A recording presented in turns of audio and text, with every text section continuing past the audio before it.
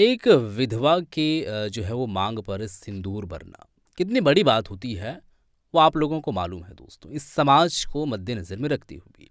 तो विधवा के मांग पर सिंदूर भरा है कौन? जेल कैम्प पार्टी के ही एक शख्स हैं दोस्तों। अब वो शख्स कौन है, मैं आप लोगों को आगे बात बताने वाला हूँ, वीडियो दिखाने वाला हूँ। दोनों शख्स वहाँ पर मौजूद है, जिसने मांग भरा है और जिसके मांग पर मांग भरा है। दोनों यहाँ पर शख्स और शख्सियत मौजूद है। मैं आप लोगों के सामने वीडियो रखने वाला हूँ। जेल कैम्प पार्टी के पंचायत जो है वो अध्यक्ष अजय महतो उनका नाम है। वो उनके साथ जो है वो इस तरीके से इतिहास रचने की कोशिश किए हैं। और ये जो एक मुआशरा है, यानी कि ये जो समाज है, समाज के लिए एक मिसाल जो है वो कायम करने की कोशिश किए हैं।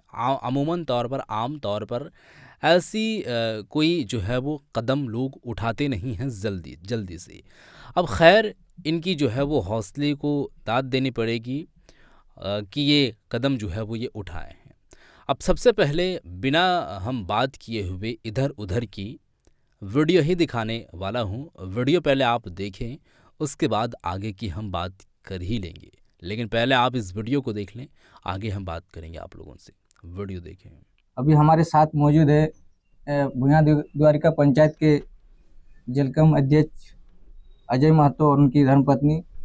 तो इन्होंने एक बहुत ही बड़ा काम किया है, समाज की बहुत ही बड़ा मिसाल कायम किया है। जो आजकल के युवा इससे दूर भागते हैं, एक बहुत ही बड़ा संदेश इन्होंने दिया है। तो चलिए इनसे उनकी शादी के बारे में कुछ जानने का प्रयास करते हैं। तो सबसे पहले हम आपको जोहार करते हैं जय जी। जोहार। तो आपने जो ये शादी रचाई, तो आपको सबसे पहले ये कहाँ से ये हिम्मत आपको मिला कि आप जिससे शादी करने जा रहे हो वो पहले से शादीशुदा है, विधवा है?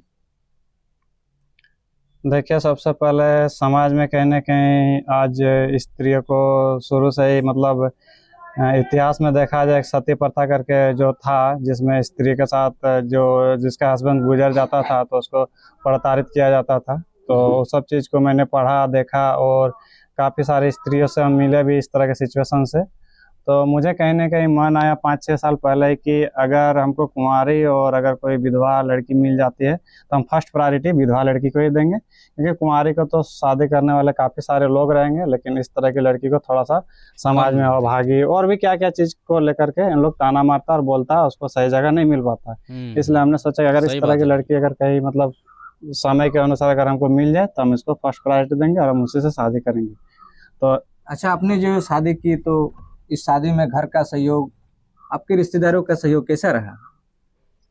जैसे कि शादी किए मतलब शादी इस लड़की को तो हम जानते नहीं थे, लेकिन ऐसे ही एक मेरी दीदी लगती है, दूर का रिश्ता में, उससे बातचीत हुआ। तो बातचीत में मजाक मजाक से इसके बारे में पता चला, तो हमने शादी का प्रस्ताव रखा।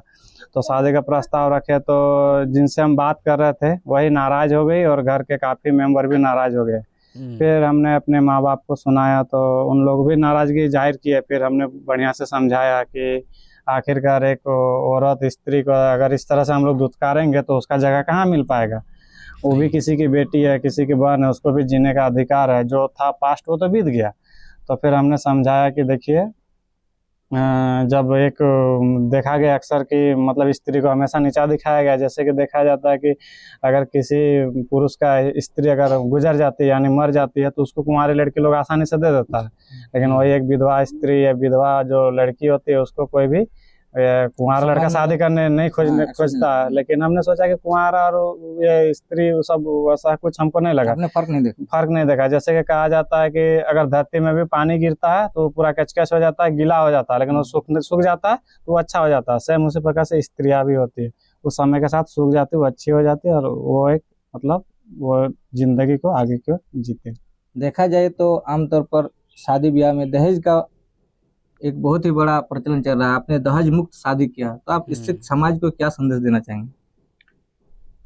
दहेज के लेकर के ये प्रथा है, इसमें तो काफ़ी तरह का चीज़ है। हम तो उतना बड़ा ज्ञानी नहीं है, लेकिन हमको इतना समझ में आता है कि जो खुशी से दे पाए उतना ही ले लेना चाहिए। लेकिन आजकल एक शादी को एक व्यवसाय के तौर पे देखा जाता है और कई लोग इस तरह से करते भी है कि इतना पैसा चाहिए, उतना पैसा चाहिए, दबाव बनाते हैं लड़की के बाप को। और कई कई लड़कियां बहुत काबिलियत होती है, लेकिन दहेज की वजह से अच्छे घर में या अच्छा पति नहीं मिल पाता है जो उसके लायक हो, बराबरी का हो। तो इसमें दहेज का मेरा शुरू से हम दहेज के खिलाफ रहे। मेरा और एक भाई है छोटा, अमित कुमार महतो, जो कि वो नो डिमांड में शादी किया, बिना दहेज के मेरे पापा शादी थे। और मेरा भी इच्छा था 2000 मतलब 19-18 से ही कि हम भी बिना दहेज का शादी करेंगे। दहेज नहीं लेने का कारण यही है कि अगला व्यक्ति जितना समर्थ है वो उतना देगा, और कि दबाव वो नहीं बनाना है। और दहेज के खिलाफ हमें, क्योंकि बेटियां घर की मतलब लक्ष्मी होती है, और आज मानव समाज का उत्पत्ति एक बेटी से ही होता है, इसलिए बेटी के प्रति दबाव बनाना उचित हम नहीं समझते हैं। अच्छा, अभी शादी के बाद आपके परिवार के रिश्तेदारों का सपोर्ट किस प्रकार मिल रहा है? इसमें देखा जाए तो रिश्तेदार लोग ऊपर ऊपर मन से हाँ में हैं, और कई घर के मेंबर भी ऊपर ऊपर मन से हाँ करते हैं। लेकिन मेरे मम्मी पापा काफ़ी खुश है, और हम भी काफ़ी खुश है, और उम्मीद करता है कि लड़की के घर वाले भी काफ़ी खुश है, क्योंकि हम लोग का वैसा सोच नहीं है। मेरे पापा उच्च विचार के, वो अच्छे सोचते हैं, और वो हमको शादी में काफ़ी सपोर्ट किए हैं। इस वजह से आज हम शादी आसानी से कर पाए, अच्छे से कर पाए। सही बात है। अच्छा, आपका जो पहले शादी हुआ था उसमें क्या कुछ घटना घटा था? रोड एक्सीडेंट हुआ। अच्छा, खोले बताइए। हम्म, तो पहले सबसे पहले आप दोनों कैसे मतलब एक दूसरे को जाने की रिश्ता मतलब कौन आगे बढ़ाया आप शादी को लेकर? शादी वो मेरी फ्रेंड थी, वही रिश्ता लगाई थी। अच्छा, तो अभी आप इस शादी से कितना खुश है? परिवार का सपोर्ट किस प्रकार मिल रहा है? खुश है, सपोर्ट अच्छा मिल रहा है, सब कुछ अच्छा है। जी, चलिए खैर, वो तो कुछ दिनों की जो बात रहती है वो इतनी आसानी से जाती नहीं है, लेकिन हाँ फिर वो चली जाती है। ये भी बात आपको माननी पड़ेगी, क्योंकि ये नई ज़िंदगी की शुरुआत किए हैं। तो जो पास्ट में पहले जो हुई है, जो उनके साथ गतिविधियाँ हुई है, अमूमन तौर पर आप समझ सकते हैं, तो वो इतनी आसानी से लोग नहीं भूल पाते हैं। लेकिन चूंकि अब इनको एक नई ज़िंदगी की शुरुआत भी करनी है, इनको आगे जो है वो मज़ीद जानी है, तो वो उनको भूलना पड़ेगा, और समय के अनुसार जो है वो भूल जाते हैं। अब ये एक अच्छी पहल है, लोग इस तरीके से कदम उठाते हैं तो ये बहुत अच्छी बात है। इनका जैसे सोच है, ये इनके सोच को आपको जो है वो दाद देनी पड़ेगी। और जेलकेम पार्टी के जो है वो पंचायत अध्यक्ष हैं अजय महतो, ये काम करके एक मिसाल जो कायम किए हैं, बहुत अच्छी बात है। और इनकी एक ये बात है, कुंवारी लड़कियां काफ़ी ऐसी जगहों पर ब्याहेंगी, और उनको जो है ब्याहना कोई बहुत बड़ी काम नहीं होती है। अमूमन तौर पर कोई भी आसानी से उनको ले जाता है।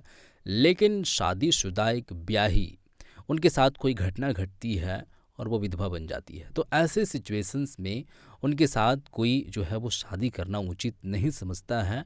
उनको किसी दूसरी चीज़ का जो है वो याद दिलाने लगता है।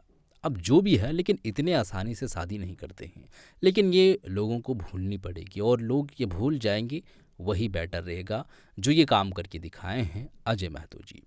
तो इनके काम को आप किस तरीके से जो है वो सराहना देते हैं, क्या सराहनीय ये काम किए हैं, ये आपको बतानी पड़ेगी नीचे कमेंट सेक्शन में कमेंट करके। क्या लोगों को और भी ऐसा काम करना चाहिए, ताकि लोगों के जहन में ये बात आए, जो अभी गलत चीज़ें लोग सोचते हैं। तो जो भी है आप ज़रूर बताइए, और इस वीडियो को शेयर कर दीजिएगा। मिलते हैं एक और नई वीडियो के साथ, तब तक के लिए खुदा।